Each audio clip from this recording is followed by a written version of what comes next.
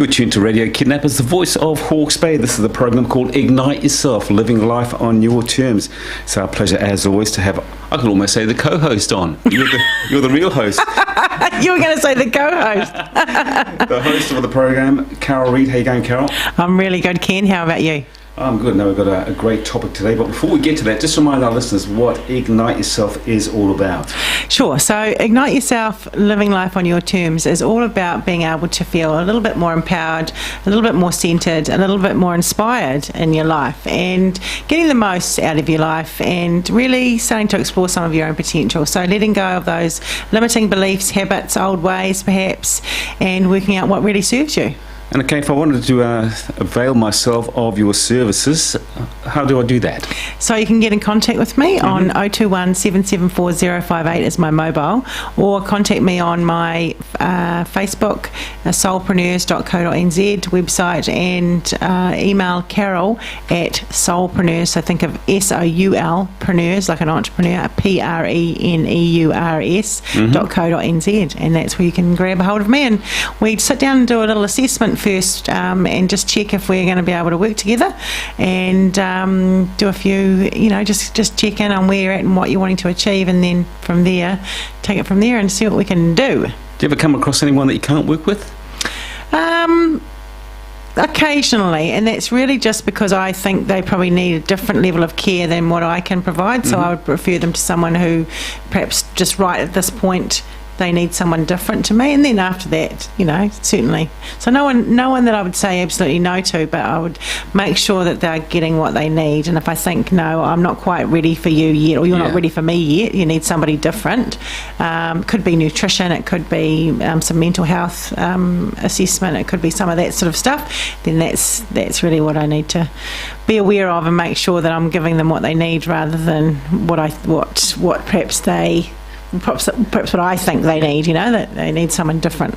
Is there an expectation from them, do you think, that you've got all the answers, you're going to turn their life around regardless? Well, I state that. You would, of course. I state that right at the beginning, actually.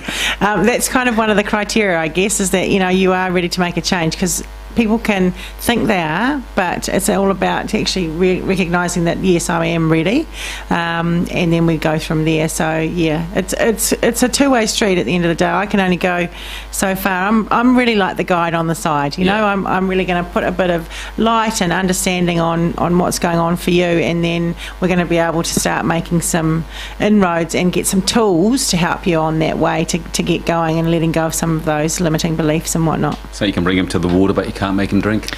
That's exactly it, yeah. And I say, I'll come 50%, they've got to come the other 50%.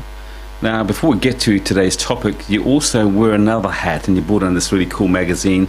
It's called Venus, Business Women's Network. So for any woman listening to this program right now, what could you tell them very briefly about Venus? Sure. So Venus is for professional women, so women who are in managerial roles or women running their own businesses, solo entrepreneurs, and they're really wanting to connect with others. They're wanting to be able to grab a bit of support. It's very lonely out there when you're an entrepreneur on your own and you're working away hard at your business and juggling several hats and children and families and husbands and all sorts of other things, and quite a few women are actually doing things on the side and working a full-time job as well, and sometimes you need that bit of a boost to actually let go of that branch and swing to the other, and Venus is really great for that as well. So it's a networking group. We meet every fortnight, generally have about 22 in each group, and we've got 4 groups around the bay. An interesting statistic out there, and this actually ties in with both of your operations, Igniting Yourself and Venus, is that 95% of small businesses fall over. Why is that?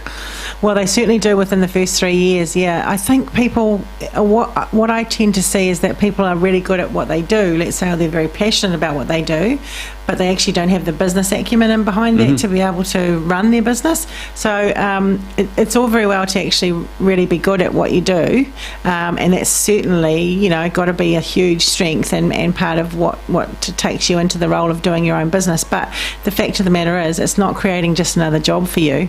It's actually really thinking about what are the other parts of the business, and those sorts of things, things like being able to run your accounts well, things like being able to meet your tax obligations, things like being able to make sure that you've got the right people around you helping you with where you're trying to head to. Yeah. And that would be a great reason to join Venus. Absolutely. Okay, what are we going to talk about today on igniting yourself? We are talking about your ideal Christmas. We're talking about progress, not perfection. And I think I might be speaking to a few people out there that like everything to be perfect at Christmas. And what's really interesting is, there's this whole kind of deadline. It's Christmas and we've got to get everything done before Christmas. It's just another day. I mean, I don't say that lightly. It is a very important day. But to actually put it in perspective, it's actually making sure that we keep ourselves well and hydrated and, take care of ourselves and work out what it is that we really want out of our Christmas day. Do you think we make it more of a day than it should be? I mean, we spoke before we came to air, and I mentioned to you that I'd love to have a Christmas like you saw on the Waltons. They were all sitting around the table. There's about 300 of them, part of the extended family. And it was all grandpa, grandma, and everyone did their bit, and everyone was laughing and having a bit of fun. I've never met a family like the Waltons. Have you? No. Do they exist? I'm sure they do. I think they did then. Yeah. I don't think they exist so much now. There'd certainly be. I haven't met one, but I'm sure there's some out there that are like that. But I think that whole kind of thing, we've gone away from some of those family values, and it's bringing some of that stuff back and being able to connect with each other, enjoy each other just for that one day, and put up with Uncle Albert's crass remarks or it's just like, well, it's only one day. Why do you think we put so much pressure on ourselves to be perfect on that day in particular, and what can we do about it to sort of chill out? Yeah, great questions. I think, we put so much pressure on because we think it's got to be a certain way, and in our mind we'd like it all to be so perfect and everything to be in place and all the food to be perfect and everything else. And the fact of the matter is, for some people that's just not ever going to be the case. I mean, some people don't even have any kind of Christmas, do they? No, So I think there's that whole expectation around pleasing others, and I think at the end of the day, what's got to be foremost is having in your mind how you'd want to feel on that day, because we're going to all this trouble but we're forgetting how we want to feel. And what's going on is that we're actually getting to this place where we're really stressed out, and it's almost like close enough is good enough. We sort of talked a bit about that. Don't get yourself into a knot to a point where you're not going to enjoy the day. What's the point? Like I always say to you, what you say sounds great in practice. And if I was reading it in your book here, I would say, wow, perfect. That's just what I want it to be like. But I might suggest to you that people listening to you right now, they're going to say, okay, well, you're the guru. Yeah. We're going to come to you for advice on how to react on Christmas Day or any other big day for that matter. Your Christmases must be perfect. No. Why aren't they?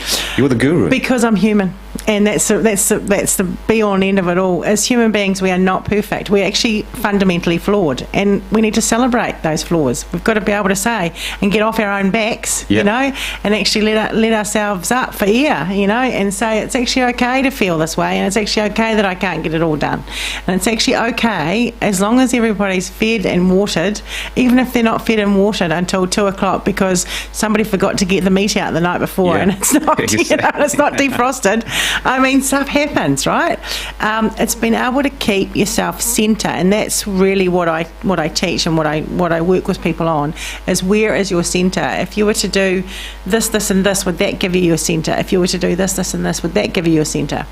Do you think we need to have a sort of like a family conference before we have these big important dates and lay it down, just like you said, that, hey, this is what's going to happen. You tune up, you bring this, and this. We're going to start at that time. If you're not there, we're starting anyway. We're not going to wait for you. Yeah. Is that what we should do? Yeah, I think it's been able to actually recognise, first off, step back out of it and say, what is it that I want to feel like on Christmas Day? So if I want to feel really connected to my family, a little bit of peace and joy, and not all the stress and whatnot, what am I going to have to do to make sure that I don't feel that way? What compromises can I make, and what am I prepared to make as a compromise, and what am I actually not prepared? So if for instance for us, we do a lot of driving, we're not actually driving away this year because we're going to actually let the kids have some fun on Christmas Day with all their presents, because most of the time they have to open their presents at 7 a.m. and get in the car and drive for 3 or 4 hours, and certainly you've got to compromise with your family sometimes. You've got to be able to go where you need to go, but sometimes it's actually okay to say, this year I feel like I need something different. Good point that you raised there. So you normally do that every year, drive for 3 or 4 hours. Wherever you normally go, what are those people, how did they react to this time when you said, we're not coming? did they say, okay, it's our turn to come to you? They didn't actually. They said, no, that sounds all right. We're going to actually do our own thing too. So we actually this year decided to do a midwinter Christmas. So we've caught up in the middle of the year when it was a little bit less busy, and it means that at this time of year we can still talk to each other. And we've got Skype, and we've got all these ways of being able to connect, Zoom and whatnot. We can have a face-to-face, hello, how you doing, cheers, stuff like that.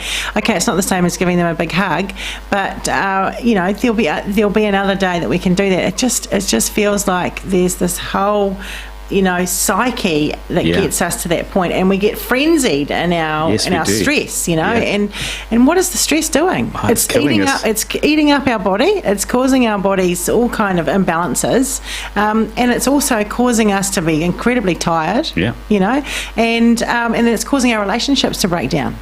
Well, we do a similar thing. I come from a blended family, sort of second marriage. Our kids are kids from other marriages, and what we found was that they'd come round to our place on Christmas morning, and probably like yourself, my wife would put a whole lot of time into getting the day perfect, and the kids would be sitting there looking at their watches, and they take off to the next person's place in line, and so they could spread themselves around, which is a good thing. But what we found was, okay, wow, we put a whole lot of time and effort into that. Let's have a look at this moving forward. So what we decided, much like yourself, we don't do it midwinter, we do it the week before Christmas. We have a barbecue. We invite everyone round. There's no stress. We will share our presents then, and it's much more fun. And then on Christmas Day, like you are this year, we do our own thing. If we want to go and see friends down there, we go and see them. Or friends might come and see us. So we've taken a lot of pressure off ourselves. That one day, and it's that one day, right? So, and I love that. I love that idea of being able to spread out the celebrations across that week, even before Christmas Day, and being able to just, like you say, they're coming to you at certain days, or you're going to see them. It's you're not having it all on that one day, and it's just, if we could think a bit more linear around that instead of putting all this pressure on ourselves, it just means it becomes less of a burden. Because Christmas is not meant to be a burden, right? It's supposed to be a bit of fun. But we end up getting ourselves tied in knots. Yeah, I'm sure there's people out there listening to us both saying, what's wrong with you two? We have a great Christmas, and good on them. We could probably use part of their secret, couldn't we? Yeah. Well, I think, as I say, there's a lot of people out there that don't have a great Christmas, and it's being mindful of that too. Being able to put some time into something else, a charity or something like that. I think there's kind of three probably main points around thinking about what we can do at Christmas time. One is being able to share the load, so being able to communicate with others in your family and saying, hey, I'm feeling a little bit stressed, I'm feeling a little bit worn out. Can you help me? Because asking for help is actually something we can do, and not enough of us do it, and then we end up in a big heap, like I say. So asking for help is probably the number one, having that communication. Secondly is really having a think about what is the type of day that I want to have on Christmas Day, and doing that earlier on just prepares everybody else for what it is. Even if it's a bombshell, you're going to easily and quietly pop it on them, that if your day, you want it to be less stressed, you want it to be a lot more caring, a lot more, not even gift giving could be part of it. You might decide, actually, I'm not going to even give gifts this year, we're not doing it. What we're going to give is experiences. I know people that aren't giving gifts, but giving experiences to people. Brave step. Well, what is it that you remember? You're not, when you go to your grave, you're not actually going to be able to take all that stuff with you, but you're going to think about all those times when you had really great fun and all those experiences that made you feel certain ways, and that's what I'm about. How do you want to feel? Don't worry, I agree with you entirely. It's not about the gift. I'd rather have the kids give me a voucher to mow my lawn, especially the grandkids, because those things are special. But I wonder, you said that, what's your expectation from Christmas? Yeah. And that's all very well from your point of view, but let's say you're in a family environment, as you are. Yeah. You have a husband, you have children. Yeah. I'm from a family of 7, so I've got 6 other siblings. If they're all at home, well, what about the people who are living in your house? How many are there? 4. Okay, so we look at the 4 people that are living with you. You say, okay, to your husband, what's your expectation? His expectation could be completely different from yours, and then you say to your kids, what's your expectations? All of a sudden, I've got these 4 expectations that are different on Christmas Day. Yeah. How do you work that out? Well, it's communication, isn't it? It's being able to say, okay, yep, quite often there's definitely a commonality. There's always a commonality that you can find. You just got to dig a little bit sometimes. There's always a commonality. There's always something that you can find that you all want to do. And it's just got to keep asking until you find it. Honestly, there's always something. And then the other thing is really being able to say, okay, well, if we do that, we can do that, and we'll do this, but we can't do that. So working on a little bit of compromise, and I'm certainly not saying compromise to the point where you're not going to feel good. So you've got to be able to manage it, I guess. But I think the first thing is recognising. The first thing is actually recognising that what I want to feel on Christmas Day, because we don't. We go about our days and we lead up to Christmas and we don't actually even think what it's going to be like. We just go about, on the treadmill of it, and then you're like, oh, it's always the same every year. Yep. Here comes Uncle Albert, and he's annoying, and here comes, Yep. and you have that sort of stuff going on, and you sometimes you've got to manage some of that. But actually, if you don't want to feel that way, you can choose to feel something different. So you can actually, it's with you to be able to recognise, actually, I'm not going to sit by him, or I'm going to go sit over here and talk to someone else that I want to talk to, and I'm just going to pay as little attention. It's not going to worry me this year. I'm going to put it to one side and not let it worry me. And that's a decision. I wonder though, I'm not saying my perfect Christmas, because I love it when the kids come around, I love it when the grandkids come around, I just love it. I love Christmas full stop. Yeah. But let's hypothetically say I get into that mood where all I really want is a ham sandwich on white bread with real butter, my new book, and I just want to chill out. But I know no one in my family is going to be that way, so guess who's going to be making that big fat compromise? It's going to be me. Well, no. Yes, so, it is. So here's what I'd suggest you do. You say to everybody that let's see if we can get Ken to do this. You say to everybody that's what you want to do. You tell them that that's what you want to do. I bet you've never even told them. No. So you tell them that that's what you want to do, and you're going to have a couple of hours there in the afternoon. Thank you.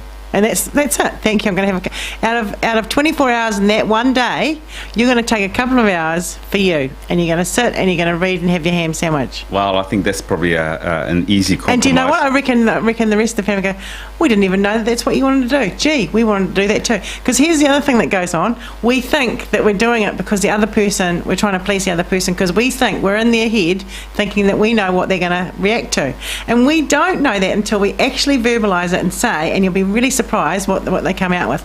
The third thing I was going to say actually around Christmas, so first of all, making sure you're having those conversations. Secondly, thinking and visualising the type of Christmas day you want to have. And then thirdly, thinking about being able to give something to someone else that you don't expect anything in return. So I'm not talking about a gift, but I'm talking about even leading up to Christmas, doing it something charitable or doing something for someone else that you wouldn't they wouldn't know it was you. So it's anonymous, and you just do it. No fun on that. Oh, but look, I tell you what, if you put it out there and you're anonymous with it, and that person, you can just visualise the type of reaction they'll have. But the fact is, you'll feel good in your heart that you've done it, and that's what it's about. It's feeling good. That is, and again, I agree with you. I once read somewhere that you finish a good book, take it into town, leave it on a chair, let someone else pick it up, and they'll enjoy it. But there's real small things you can do. Yeah, really, sure. I mean, for instance, I always buy a little bit more in the meter, and I always leave a little bit behind in the meter, so that when you're racing around, especially at this time of year, people are running to and fro. I always put just a bit more, $1, and I'm only there for 20 cents. But someone comes and goes, oh, look at that. Bit of time so on the next time meter. anyone's out there, just think about me when you go onto the meter, okay? It's me that's left the money. No, but it's awesome to be able to help someone, because I'm sure you've been like this. You've gone into town. There's no parks. You finally get one. You haven't got any change in your wallet or purse or whatever, and you're like, oh gosh, I've got to put some money in here, and I'm only racing in here for 10 or 15 minutes. But you're still going to get a ticket if you don't watch it. So I'll take the risk. I don't put the money in. I'll take the risk. Watch out for him. But you're talking karma there, because I honestly don't believe in karma, that if you're good to someone, it'll come around and give you. Oh, you don't believe it? I don't believe in karma, but we have to work on that. I quite often do. Yeah, I would quite often do something for nothing. Yeah. And not let people know that it was me. But karma. Don't know. Good, bad karma. I often think I know, not personally, but you hear about all these awful people, and you say, well, karma's going to get them in the end. It doesn't. Oh, it gets them in a different way, I think. What do you mean when they go to heaven? Oh, well, not? no, not necessarily that, but I think quite often they get sick. Really? Because the body knows before the mind does. So does it really? So yeah. So when the body's having a bit of a hard time. Just about out of time. Just remind our listeners, give us the 3 top tips for getting through Christmas. So 3 top tips at soulpreneurs.co.nz. Thinking about how you want to communicate at Christmas, making sure that you're clear on and talking to others about what you'd like to do. Thinking about your expectations for Christmas Day and verbalising those, but also visualising them. What is my Christmas Day going to look like? And then thirdly, doing an act of kindness for someone else, something that's anonymous, doesn't have to be anonymous, but thinking about something that you'd like to do for someone else, something minor, could make a massive difference to people. So they can get hold of me on 021 774 058. That's Carol Reid, and email me carol@soulpreneurs.co.nz. Good on you, Carol. As always, our pleasure. You have a fabulous Christmas, and we'll talk to you same time, same place next time. Cool, Ken. Look after that gorgeous pen that you've got there as your present. She gave it to me for a treat, yeah.